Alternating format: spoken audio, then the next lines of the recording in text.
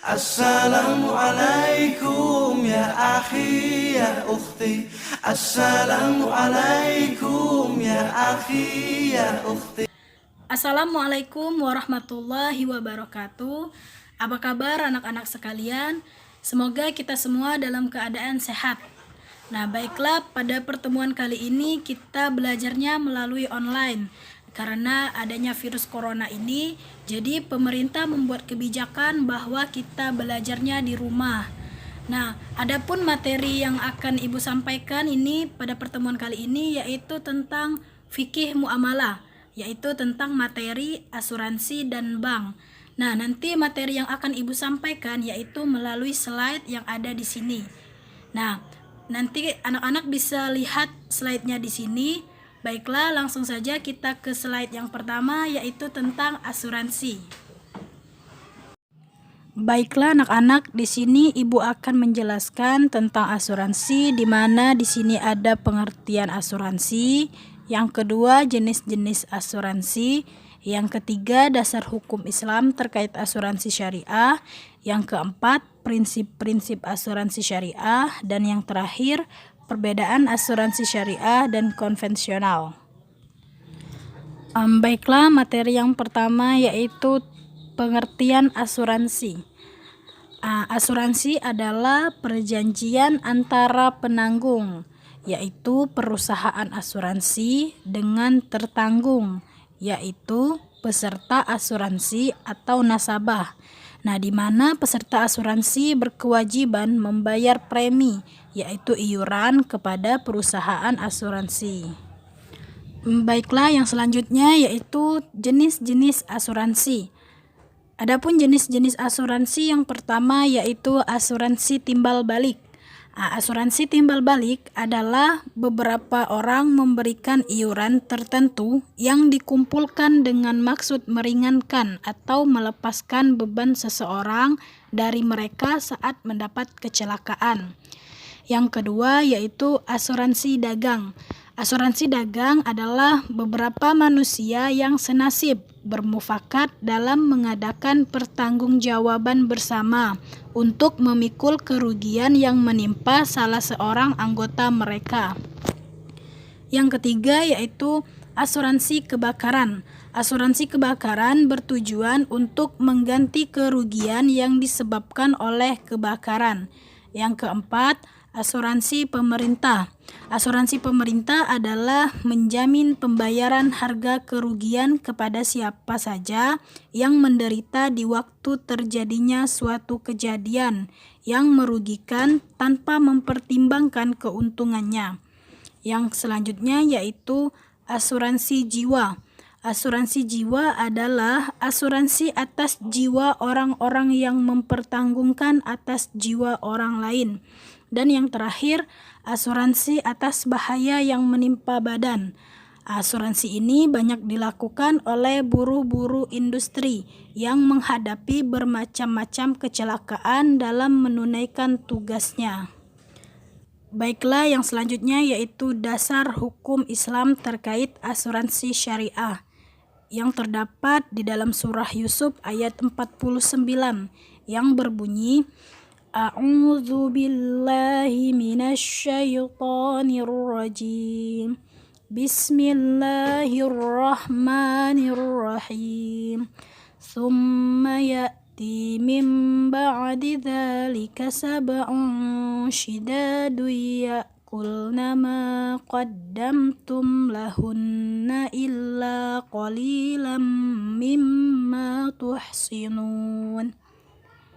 Yang artinya, kemudian sesudah itu akan datang 7 tahun yang amat sulit, yang menghabiskan apa yang kamu simpan untuk menghadapinya, yaitu tahun sulit, kecuali sedikit dari, yaitu bibit gandum yang kamu simpan. Dan yang kedua terdapat pada surah Al-Hasyr ayat 18 yang berbunyi A'udzu billahi minasyaitonir rajim. Bismillahirrahmanirrahim. Ya ayyuhalladzina amanu wattaqullaha wal tanzur nafsum ma qaddamat lighad wattaqullah innallaha khabirum bima ta'malun. Yang artinya, hai orang-orang yang beriman, bertakwalah kepada Allah dan hendaklah setiap diri memperhatikan apa yang telah diperbuatnya untuk hari esok, yaitu akhirat. Dan bertakwalah kepada Allah, sesungguhnya Allah Maha mengetahui apa yang kamu kerjakan. Yang selanjutnya yaitu prinsip-prinsip asuransi syariah. Adapun prinsip-prinsip asuransi syariah yang pertama yaitu dibangun atas dasar kerjasama. Yang kedua, asuransi syariah tidak bersifat muawadhah. Yang ketiga, sumbangan yaitu tabaruk sama dengan hibah yaitu pemberian. Yang keempat, setiap anggota yang menyetor uangnya menurut jumlah yang telah ditentukan harus disertai dengan niat membantu.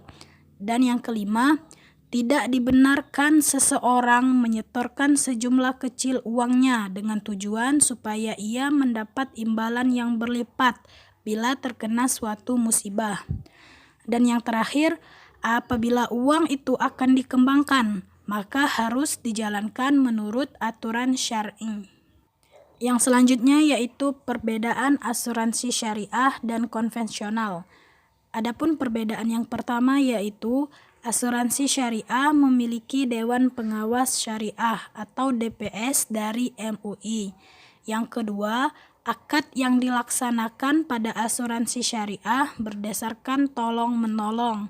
Yang ketiga, investasi dana pada asuransi syariah berdasarkan wakalah bil ujrah dan terbebas dari riba. Yang keempat, kepemilikan dana pada asuransi syariah merupakan hak peserta. Yang selanjutnya yaitu pembagian keuntungan pada asuransi syariah dibagi antara perusahaan dengan peserta sesuai prinsip bagi hasil dengan proporsi yang telah ditentukan. Dan yang terakhir, pembayaran klaim pada asuransi syariah diambil dari dana tabaruk, yaitu dana kebajikan. Baiklah, langsung saja kita masuk ke materi yang kedua, yaitu tentang bank. Di mana di sini kita akan membahas yang pertama yaitu pengertian Bank Islam, yang kedua sejarah berdirinya Bank Islam, yang ketiga ciri-ciri Bank Islam, yang keempat produk-produk Bank Islam, yang kelima prinsip-prinsip Bank Islam, dan yang keenam yaitu perbedaan bank syariah dan bank konvensional. Baiklah, langsung saja kita ke materi yang pertama tentang pengertian Bank Islam. Pengertian Bank Islam adalah lembaga keuangan yang usaha pokoknya memberikan kredit dan jasa-jasa dalam lalu lintas pembayaran serta peredaran uang yang pengoperasiannya disesuaikan dengan prinsip-prinsip syariat Islam. Yang selanjutnya yaitu sejarah berdirinya Bank Islam. Asal mula kegiatan perbankan dimulai dari jasa penukaran uang.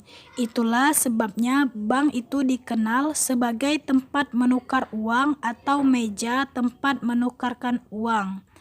Berdirinya Bank Islam di tingkat internasional muncul dalam Konferensi Negara-Negara Islam Sedunia di Kuala Lumpur, Malaysia pada tanggal 21 sampai dengan 27 April 1969. Yang selanjutnya yaitu ciri-ciri Bank Islam. Adapun ciri-ciri Bank Islam yang pertama yaitu keuntungan dan beban biaya yang disepakati tidak kaku dan ditentukan berdasarkan kelayakan tanggungan resiko. Yang kedua, beban biaya tersebut hanya dikenakan sampai batas waktu kontrak.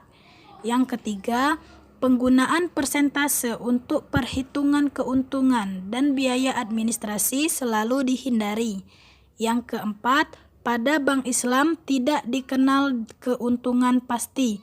Dan yang terakhir, uang dari jenis yang sama tidak bisa diperjualbelikan dan disewakan atau dianggap barang dagangan. Yang selanjutnya yaitu produk-produk Bank Islam. Adapun produk yang pertama yaitu mudharabah, yaitu suatu perjanjian usaha antara pemilik modal dengan pengusaha. Yang kedua, murabaha, yaitu pembelian barang dengan pembayaran ditangguhkan. Pembiayaan murabaha adalah pembiayaan yang diberikan kepada nasabah dalam rangka pemenuhan kebutuhan produksi. Yang ketiga, musyarakah, yaitu suatu perjanjian usaha antara dua atau beberapa orang pemilik modal untuk menyerahkan modalnya pada suatu proyek.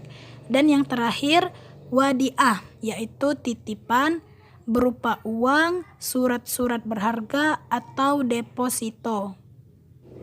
Baiklah, yang selanjutnya yaitu prinsip-prinsip Bank Islam. Adapun prinsip-prinsip Bank Islam yang pertama yaitu pembayaran terhadap pinjaman dengan nilai yang berbeda dari nilai pinjaman dengan nilai ditentukan sebelumnya tidak diperbolehkan. Yang kedua, Islam tidak memperbolehkan menghasilkan uang dari uang.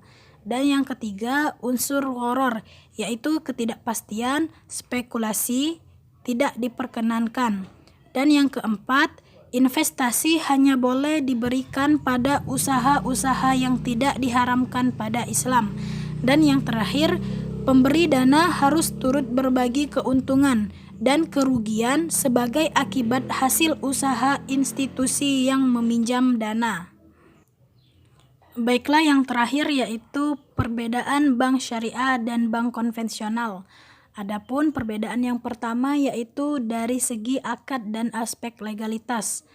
Jadi akad yang dipraktekkan dalam bank syariah memiliki konsekuensi dunia dan ukhrawi, yaitu dunia dan akhirat. Yang kedua, dari sisi struktur organisasi. Bank syariah memiliki struktur yang sama dengan bank konvensional. Namun yang membedakannya adalah bahwa bank syariah harus memiliki dewan pengawas syariah yang bertugas mengawasi operasional dan produk-produk bank agar sesuai dengan ketentuan-ketentuan syariat Islam. Yang ketiga, berkenaan dengan bisnis dan usaha yang dibiayai. Haruslah bisnis dan usaha yang diperkenankan atau dihalalkan oleh syariat Islam. Dan yang terakhir, berkaitan dengan lingkungan kerja dan budaya perusahaan perbankan.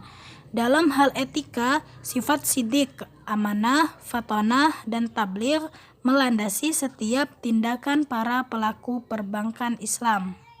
Sekian materi dari Ibu pada pertemuan kali ini. Semoga bisa bermanfaat untuk kita semua. Jaga diri baik-baik dan tetap di rumah. Semoga virus corona ini cepat berakhir karena sebentar lagi kita akan menyambut bulan suci Ramadan. Baiklah, kita akhiri pertemuan kita pada hari ini dengan melafazkan lafaz hamdalah. Alhamdulillahirabbil alamin. Terima kasih. Wassalamualaikum warahmatullahi wabarakatuh.